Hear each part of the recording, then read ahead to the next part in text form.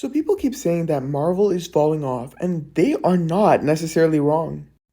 Follow me here. Ever since Avengers Infinity War and Endgame, Marvel's been taking a break because of COVID, and now they're coming out with a bunch of new shows and a bunch of new movies, and it really feels a lot different from what we saw throughout the entire Infinity Saga.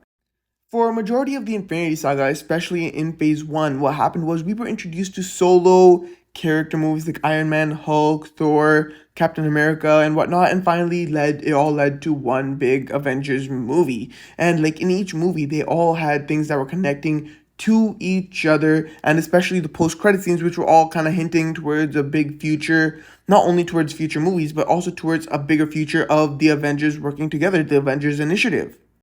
After the Infinity War and Endgame situations, they were huge movies, and I mean now the Marvel's grown huge. A lot of people around the world are invested in this series, and they're kind of falling back to what they did in Phase One.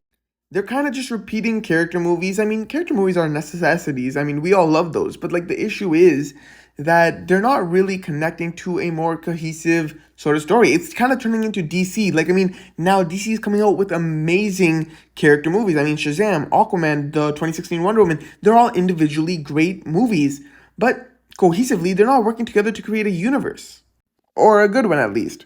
What's happening with Marvel now is that they're making great solo movies. I mean, people might hate on Eternals, Doctor Strange, and Thor: Love and Thunder, but personally, I thought they were really decent movies. I mean, Enter the Eternals was a pretty interesting character study sort of movie. Doctor Strange was just pretty interesting, and Thor: Love and Thunder was really funny.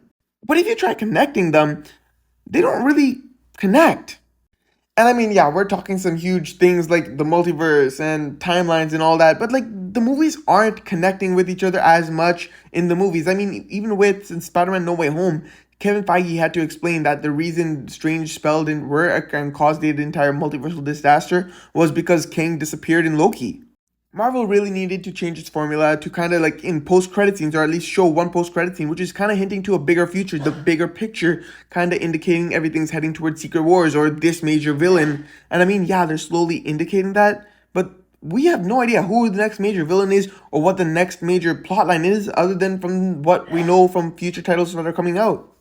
So yeah, what Marvel really needs to do to set things straight is kind of in the post-credit scene indicate how they're going to progress in the future, and not just in solo movies and what the future of characters hold, but how they will all intermingle in a sort of bigger picture. And that's why Marvel's falling off. They're turning into more individual movies and not something super cohesive.